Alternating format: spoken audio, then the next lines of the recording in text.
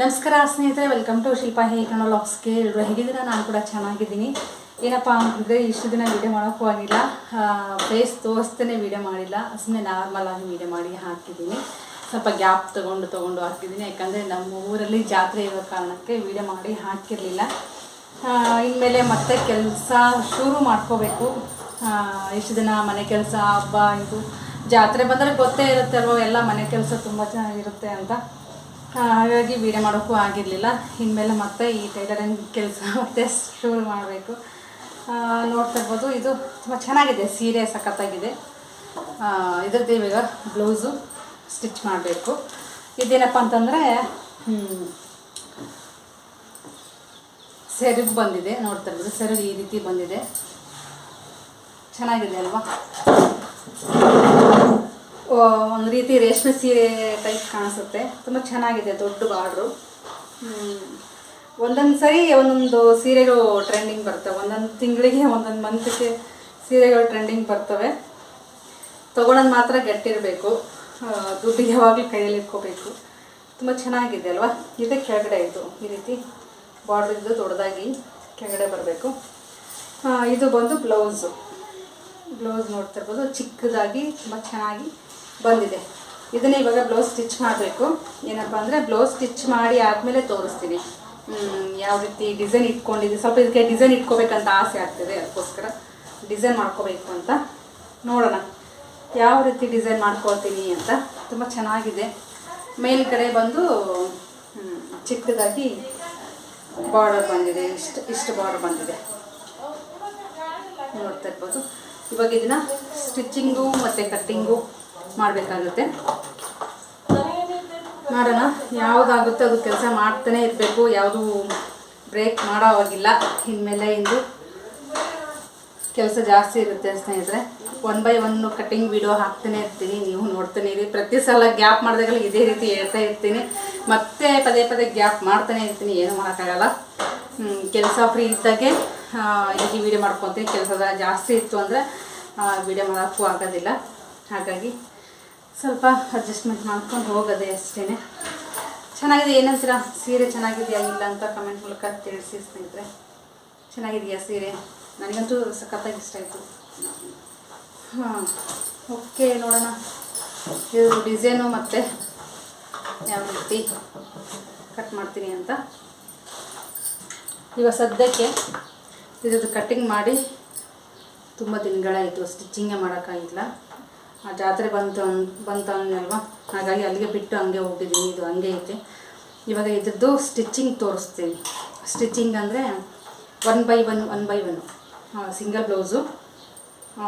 ಇದನ್ನು ಪೈಪಿಂಗಿಂದ ಹಿಡಿದು, ಹುಕ್ಸ್ ಪಟ್ಟಿ ಕಡೆಯಿಂದ ಹಿಡಿದು, ಹೆಮ್ಮಿಂಗ್ ಮಾಡೋದ್ರಿಂದ ಹಿಡಿದು, ಕ್ರಾಸ್ ಪಟ್ಟಿಯಿಂದ ಎಲ್ಲನೂ ಜಾಯಿಂಟ್ ಮಾಡೋದು, ಫ್ರಂಟ್ ಪಾರ್ಟು ಮತ್ತು ಬ್ಯಾಕ್ ಪಾರ್ಟು ಕೂಡ ತೋರಿಸ್ತೀನಿ. ಸಾಧ್ಯವಾದರೆ ಈ ಒಂದು ವಿಡಿಯೋದಲ್ಲಿ ತೋರಿಸ್ತೀನಿ, ಇಲ್ಲ ಅಂತಂದರೆ ನೆಕ್ಸ್ಟ್ ವಿಡಿಯೋದಲ್ಲಿ ಇದನ್ನೇ ಕಂಟಿನ್ಯೂ ಆಗಿ ಮಾಡ್ತೀನಿ. ನೀವು ಆದಷ್ಟು ಎಲ್ಲೂ ಸ್ಕಿಪ್ ಮಾಡದೆ ಪೂರ್ತಿಯಾಗಿ ವಿಡಿಯೋ ನೋಡಿ ಅಂತ ಹೇಳ್ತೀನಿ ಸ್ನೇಹಿತರೆ. ಬನ್ನಿ, ಈ ಒಂದು ವಿಡಿಯೋದಲ್ಲಿ ಎಷ್ಟು ಸಾಧ್ಯನೋ ಅಷ್ಟು ಸ್ಟಿಚಿಂಗ್ ಮಾಡಿ ತೋರಿಸ್ಬಿಡ್ತೀನಿ. ಯಾಕಂತಂದರೆ ಲೆಂತಿ ಆದರೆ ನಿಮಗೆ ಬೋರು, ಅದಕ್ಕೋಸ್ಕರ.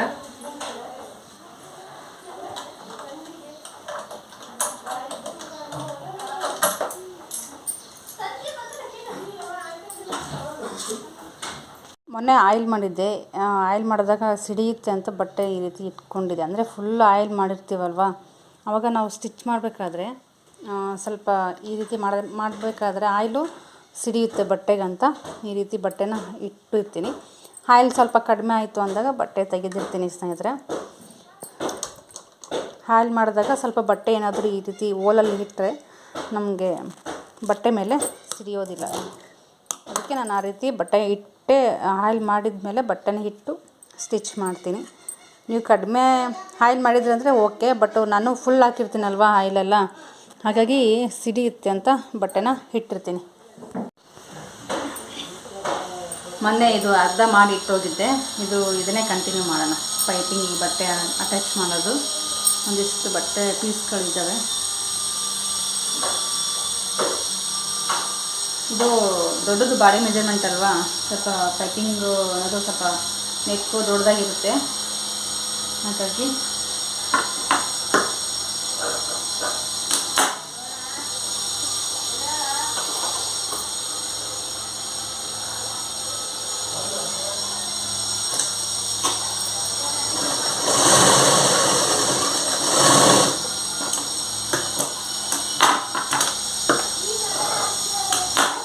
ಈ ರೀತಿ ಕ್ರಾಸಾಗಿ ಹೊಲಿದ್ರೆ ಚೆನ್ನಾಗಿ ನೀಟಾಗಿ ಬರುತ್ತೆ. ಇದು ಸ್ಟ್ರೇಟಾಗಿ ಇರಲಿ. ಇದು ಕೂಡ ನಮಗೆ ಈ ರೀತಿ ಸ್ಟ್ರೇಟಾಗಿ ಇಟ್ಕೊಂಡು ಈ ರೀತಿ ಬಾಕ್ಸ್ ರೀತಿಲಿ ಈ ರೀತಿ ಹಾಕೋಬೇಕು ಪೀಸು. ಆವಾಗ ಇಲ್ಲಿಂದ ಇಲ್ಲಿಗೆ ನಮಗೆ ಹೊಲಿಗೆ ಹಾಕ್ಕೊಂಡ್ರೆ ಪೈಪಿಂಗು ಚೆನ್ನಾಗಿ ಬರುತ್ತೆ.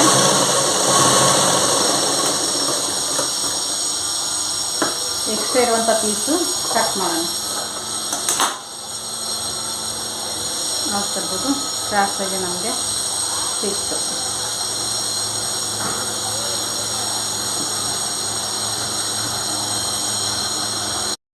ಹೊಸದಾಗಿ ನೋಡ್ತಾ ಇದ್ದೀರಾ ಪ್ಲೀಸ್ ಸಬ್ಸ್ಕ್ರೈಬ್ ಮಾಡ್ಕೊಂಡು ನೋಡಿ. ಪಕ್ಕದಲ್ಲಿರುವಂಥ ಬೆಲ್ಲೈಕನ್ನ ಪ್ರೆಸ್ ಮಾಡಿ ಹಾಲ್ ಅಂತ ಸೆಲೆಕ್ಟ್ ಮಾಡ್ಕೊಳ್ಳಿ. ನಾನು ಹಾಕಿರೋಂಥ ಪ್ರತಿಯೊಂದು ವಿಡಿಯೋಸು ನಿಮ್ಮ ನೋಟಿಫಿಕೇಶನ್ ಬರುತ್ತೆ. ಸಡನ್ನಾಗಿ ವಾಚ್ ಮಾಡ್ಬೋದು ನನ್ನ ಒಂದು ವಿಡಿಯೋನ ಅಂತ ಹೇಳ್ಬೋದು. ಇವಾಗ 2 ಸ್ಲೀವ್ಸನ್ನು ಫೋಲ್ಡ್ ಮಾಡ್ಕೊಂಡು ಸ್ಟಿಚ್ ಮಾಡಿ ಇಟ್ಕೊಂಡ್ರೆ ಲಾಸ್ಟಲ್ಲಿ ನಾನು ಹಿಂಗೇ ಮಾಡೋದು ಯಾವಾಗ್ಲೂ. ಫಸ್ಟು ಪೈಪಿಂಗ್ ಬಟ್ಟೆ ರೆಡಿ ಮಾಡ್ಕೊತೀನಿ, ಆಮೇಲೆ ಸ್ಲೀವ್ಸು ಇದನ್ನು ಮಾಡ್ಕೊತೀನಿ, ರೆಡಿ ಮಾಡ್ಕೊತೀನಿ. ಆಮೇಲೆ ಸಿಂಗಲ್ ಪಟ್ಟಿ, ಡಬಲ್ ಪಟ್ಟಿ ಮತ್ತು ಕ್ರಾಸ್ ಪಟ್ಟಿ ಈ ರೀತಿ ಫೈನಲ್ಲಾಗಿ ಬಾಡಿ ಮೆಜರ್ಮೆಂಟಿಗೆ ಟಕ್ಸ್ ಹಿಡಿಯೋದು, ಬ್ಯಾಕ್ ಪಾರ್ಟು ರೆಡಿ ಮಾಡ್ಕೊಳ್ಳೋದು. ಆ ರೀತಿ ಮಾಡಿಕೊಂಡ್ರೆ ಪಟಾಪಟ್ ಅಂತ ಒಂದು 1 ಅವರಲ್ಲಿ ಒಂದು ಸಿಂಗಲ್ ಬ್ಲೌಸನ್ನು ಸ್ಟಿಚಿಂಗ್ ಮಾಡ್ಬೋದು ಸ್ನೇಹಿತರೆ. ನೀವು ಕೂಡ ಖಂಡಿತವಾಗ್ಲೂ ಫಾಲೋ ಮಾಡಿ. 1 ಅವರಲ್ಲಿ ಸಿಂಗಲ್ ಬ್ಲೌಸು ಮಿನಿಮಮ್ ಅಂದರೆ ಇನ್ನೂ ಫಾಸ್ಟಾಗಿ ಸ್ಟಿಚ್ ಮಾಡೋರು 3/4 ಅವರ್ಗೆ ಅಂದರೆ 3/4 ತಾಸಿಗೆ ಒಂದು ಸಿಂಗಲ್ ಬ್ಲೌಸ್ ಸ್ಟಿಚ್ ಮಾಡ್ತಾರೆ. ಬಟ್ ನನಗೆ ಮಾತ್ರ 1 ಅವರ್ ಟೈಮ್ ಹಿಡಿಯುತ್ತೆ. ಇದು ಸ್ವಲ್ಪ ಬೇಗ ಆಗೋಲ್ಲ. ಮತ್ತು ಲೈನಿಂಗ್ ಬ್ಲೌಸು ಆರಾಮಾಗಿ ನಾನು ಒಂದು 3/4 ತಾಸಿಗೆ ನಾನು ಸ್ಟಿಚ್ ಮಾಡ್ತೀನಿ. ಸಿಂಗಲ್ ಬ್ಲೌಸಿಗೆ ಒಂದು 1/2 ಅವರ್ ಜಾಸ್ತಿನೇ ತೊಗೊತೀನಿ ಟೈಮು. ಸಿಂಗಲ್ ಬ್ಲೌಸಿಗೆ ಸ್ವಲ್ಪ ಟೈಮ್ ತೊಗೊತೀನಿ, ಯಾಕಂತಂದರೆ ಇದು ಸ್ವಲ್ಪ ಬೇಗ ಸಾಗಲ್ಲ, ಅದಕ್ಕೋಸ್ಕರ ನನಗೆ. ಹಾಗಾಗಿ ಸಿಂಗಲ್ ಬ್ಲೌಸ್ ಆಗಲ್ಲ. ಲೈನಿಂಗ್ ಬ್ಲೌಸ್ ಆದರೆ ತುಂಬ ಫಾಸ್ಟಾಗಿ ಸ್ಟಿಚ್ ಮಾಡ್ತೀನಿ. ಅಂದರೆ ಬ್ಯಾಕಲ್ಲಿ ಡಿಸೈನ್ ಏನಿಲ್ಲ ಅಂತಂದರೆ ಒಂದು 3/4 ತಾಸಿಗೆ ನಾನು ಸ್ಟಿಚ್ ಮಾಡಿ ಹಾಕ್ಬೋದು. ಸ್ವಲ್ಪ ಡಿಸೈನ್ ಇತ್ತು ಅಂತಂದರೆ ಸ್ವಲ್ಪ ಲೇಟ್ ಆಗುತ್ತೆ. ಡಿಸೈನ್ ಮೇಲೆ ಕೆಲಸ ಕೈ ಹಿಡಿಯುತ್ತೆ, ಅಷ್ಟೇ, ಏನೆಲ್ಲ ವ್ಯತ್ಯಾಸ ಅದರಲ್ಲಿ. ಈ ಒಂದು ಟಿಪ್ಸ್ ಫಾಲೋ ಮಾಡಿ, ಖಂಡಿತವಾಗ್ಲೂ ನಿಮಗೆ ವರ್ಕ್ ಆಗುತ್ತೆ. ಈ ಫಾಲೋ ಮಾಡಿದೆ ಅಂತಂದರೆ 1 ಅವರಲ್ಲಿ ನೀವು ಸಿಂಗಲ್ ಬ್ಲೌಸು ಪಟಾಪಟ್ ಅಂತ ರೆಡಿ ಮಾಡ್ಕೋಬೋದು. ನಾನು ನಿಧಾನಾಗೆ ತೋರಿಸ್ತಾ ಇದ್ದೀನಿ, ಯಾವುದು ಫಾಸ್ಟಾಗಿ ಮೂವ್ ಮಾಡ್ತಿಲ್ಲ. ವೀಡಿಯೋನ ನೋಡ್ಕೋಬಹುದು ನೀವು.